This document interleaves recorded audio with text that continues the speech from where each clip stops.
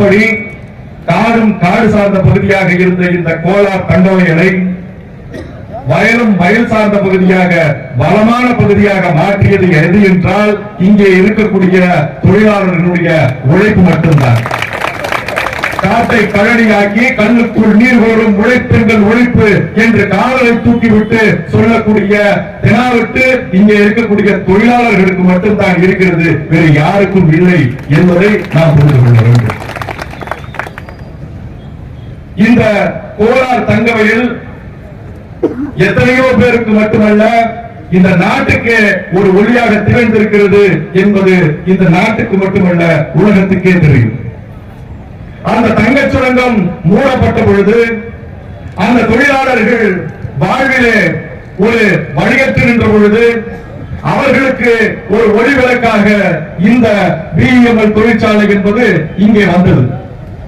கோலார் தங்கவயல் மூடப்பட்டு அதன் மூலம் வேலை இழந்த சில தொழிலாளர்களுக்கும் அவர்களுடைய குடும்பத்தினருக்கும் வேலை கொடுக்க வேண்டும் என்கின்ற நோக்கத்தோடு, வேலை வாய்ப்பை உருவாக்க வேண்டும் என்கின்ற நோக்கத்தோடு இந்த பிஎம்எல் தொடங்கப்பட்டது.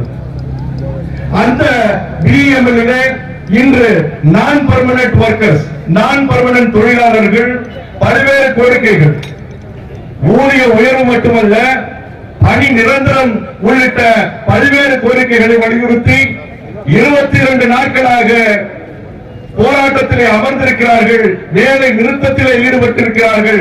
ஆனால் அவர்களை அழைத்து பேச்சுவார்த்தை நடத்தக்கூட இந்த நிர்வாகம் தயங்குகிறது. அந்த நிர்வாகத்திற்கு நான் சொல்ல கடமைப்பட்டிருக்கின்றேன். 1926ஆம் ஆண்டு இந்தியாவினுடைய வரலாற்றில் பொன்னெழுத்துக்களால் பொறிக்கப்பட வேண்டிய ஆண்டு. ஆங்கிலேயன் ஆட்சியில் இருந்தாலும் முதலாக ட்ரேட் யூனியன் ஆக்ட் என்பது ஆங்கிலேய ஆட்சி காலத்தில் வந்த ஆண்டு 1926. ஆனால் அந்த 1926ஆம் ஆண்டுக்கு முன்பே தொழிற்சங்கம் கட்டப்பட்டு தொழிலாளர்கள் ஒற்றுமையோடு போராடிய வரலாறு இருக்கிறது என்றால் அது கோலார் தங்கவயலின் வரலாறு என்பதை அவர்களுக்கு நான் சொல்லிக்கொள்ள கடமைப்பட்டிருக்கின்றேன். அது மட்டுமல்ல, இன்று அம்பேத்கர் அவர்கள் எழுதிய கான்ஸ்டிடியூஷன், அரசியல் அமைப்பு, அரசியல் சாசனம் ஏற்றுக்கொள்ளப்பட்டார். அந்த அரசியல் சாசனத்திலே 1947 தொழிலாளர் தகராறு சட்டம் என்பதை ஏற்றுக்கொள்ளப்பட்டதும் இதே நாள்தான். அந்த தொழிலாளர் தகராறு சட்டம் ஏற்றுக்கொள்ளப்படுவதற்கு முன்பே, அந்த சட்டம் ஆவதற்கு முன்பே பல்வேறு உரிமைகளை போராடி பெற்ற மண் இந்த கோலார் தங்கவயல் மண் என்பதை அந்த நிர்வாகம் புரிந்து கொள்ள வேண்டும். அப்படிப்பட்ட போராட்ட குணம் உள்ள எந்த தொழிலாளர்கள் இங்கே கூடியிருக்கிறீர்கள் என்று சொன்னால் உங்களுக்கு ஆதரவு அளிக்க வேண்டியது ஒவ்வொரு அரசியல் கட்சியினுடைய கடமை, ஒவ்வொரு சமூக அமைப்பினுடைய கடமை. அது ஏதோ நாங்க வந்து உங்களுக்கு உங்க பக்கத்துல நின்று எங்களுக்கு ஒரு பிரச்சனை கிடையாது, இது எங்களுடைய கடமை. அந்த கடமை எங்களுக்கு இருக்கின்ற காரணத்தினால்தான் இந்திய கம்யூனிஸ்ட் கட்சியினுடைய கோலார் மாவட்ட செயலாளர் தோழர் ஜோதிபாஸ் அவர்கள் தொடர்ந்து என்னிடத்தில் தொடர்பு கொண்டு எங்களுடைய கட்சியினுடைய நாடாளுமன்ற உறுப்பினர்களுக்கும் தேசிய தலைவர்களுக்கும் இந்த பிரச்சனையை எடுத்து சென்று இந்த பிரச்சனை ஒரு தேசிய கவனம் பெற்ற பிரச்சனையாக மாற வேண்டும் என்று கேட்டுக்கொண்டார்.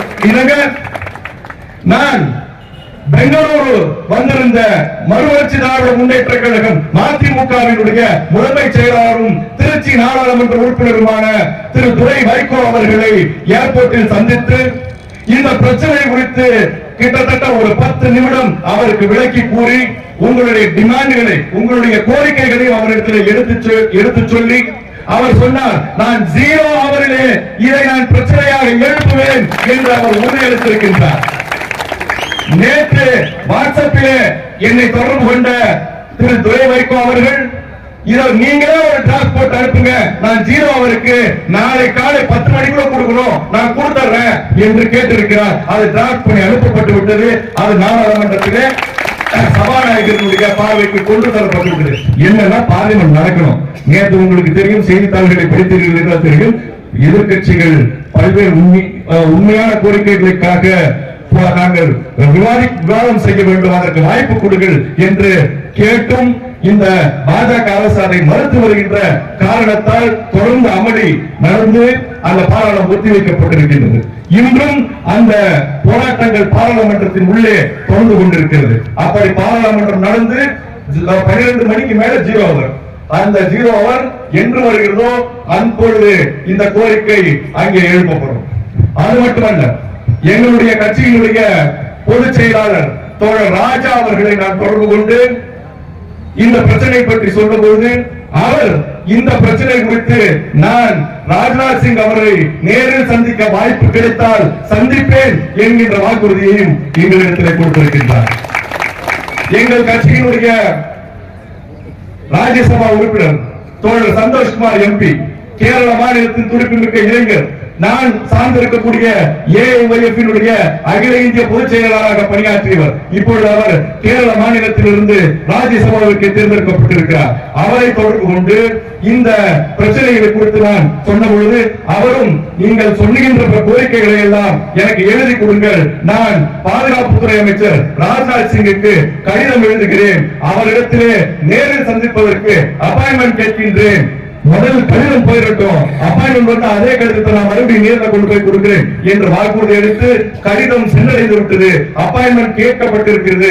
நாடாளுமன்றம் நடந்து கொண்டிருக்கின்ற காரணத்தால் அந்த அப்பாயின்மெண்ட் கிடைப்பது முன்னப்பின் ஆகலாம். அப்படி கிடைத்தால் இதே கோரிக்கையை தோழர் சந்தோஷ்குமார் அவர்கள் நேரில் சந்தித்து ராஜ்நாத் சிங் அவர்களை நேரில் சந்தித்து கொடுக்க இருக்கிறார் என்பதையும் நான் இங்கே தெரிவித்துக் கொள்கின்றேன்.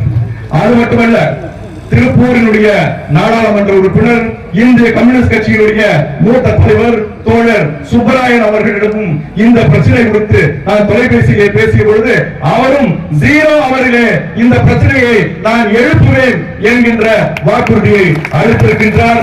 அவருக்கு நம்முடைய எல்லா கோரிக்கைகளையும் டிமாண்ட்களையும் நான் மெயில் மூலமாக அனுப்பி இருக்கின்றேன். இப்படி இந்த பிரச்சனையை ஒரு தேசிய கவனம் பெற்ற பிரச்சனையாக மாற்ற வேண்டும் என்கின்ற முனைப்போடு இங்கு இருக்கக்கூடிய தோழர்கள் அனைவரும் உழைத்துக் கொண்டிருக்கின்றோம். இது ஏதோ என்னுடைய முயற்சி, உன்னுடைய முயற்சி, அவருடைய முயற்சி அல்ல. நான் ஒரே ஒரு விஷயத்தை மட்டும் இங்கே சொல்லிக்கொள்ள கடமைப்பட்டிருக்கின்றேன்.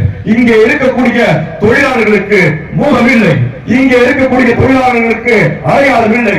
எங்களுடைய அடையாளம் அந்த தொழிலாளர் சிலை, எங்களுடைய அடையாளம் இந்த செங்கொடி.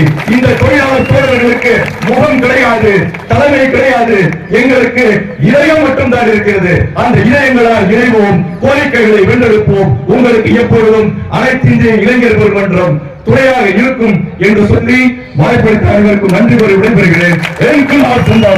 Workers unity long